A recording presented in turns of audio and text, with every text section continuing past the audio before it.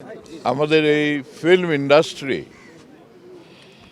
সবসময় এদেশের মানুষকে বিনোদন দিয়েছে, সৃজনশীল কাজ করে তাদেরকে আনন্দ দিয়েছে, দিক নির্দেশনা দিয়েছে, তরুণদেরকে সামনের দিকে এগিয়ে যাওয়ার জন্য অনুপ্রাণিত করেছে।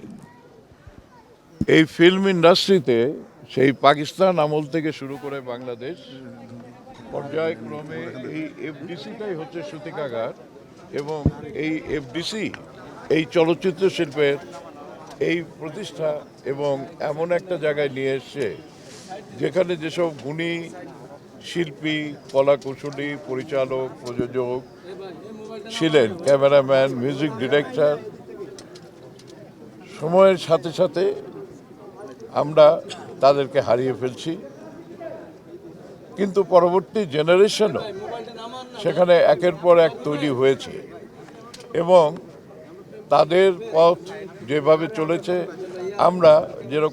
আমরা মনে করি সেই 60 দশকের যে ফিল্ম ইন্ডাস্ট্রি ছিল তার পরবর্তী জেনারেশন যারা এই চলচ্চিত্র শিল্পকে প্রতিষ্ঠা করেছে, আমরা কিন্তু তার বেনিফিশিয়ারি। এবং আমাদের যতটুকু অর্জন হয়েছে, আমরা যারা এই চলচ্চিত্র শিল্পের সঙ্গে জড়িত আছি, আমাদের এখানে আপনারা দেখবেন যে এই স্টুডিওর ভিতরে যারা নামি দামি প্রযোজক, পরিচালক, প্রদর্শক সবাই এই ফিল্ম ইন্ডাস্ট্রি থেকে তৈরি হয়েছে।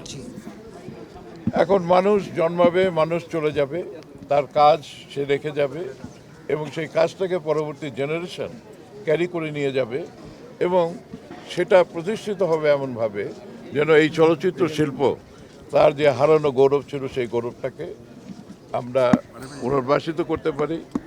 এখানে আজকে আমরা যে কারণে সবাই জমায়েত হয়েছি, আমরা হারিয়েছি সেই পাকিস্তান থেকে বাংলাদেশ পর্যন্ত এই চলচ্চিত্র শিল্পকে যারা গড়ে তুলেছিলেন, তার মধ্যে অন্যতম ছিলেন আমাদের নৃত্য পরিচালক এবং নায়ক ইলিয়াস জাভেদ। ইলিয়াস জাভেদ সম্পর্কে একটা কথা হয়তো আপনারা এই জেনারেশন জানেন না, যে মুক্তিযুদ্ধের আগে পাকিস্তানের সময়ে এই পূর্ব পাকিস্তানে যারা রয়ে গিয়েছিলেন এবং বাংলাদেশের এই মুক্তিযুদ্ধকে অবাঙালি হয়েও যারা সহযোগিতা করেছিলেন এবং এই চলচ্চিত্র শিল্পের সঙ্গে থেকে গিয়েছিলেন, তিনি অন্যতম একজন ইলিয়াস জাভেদ।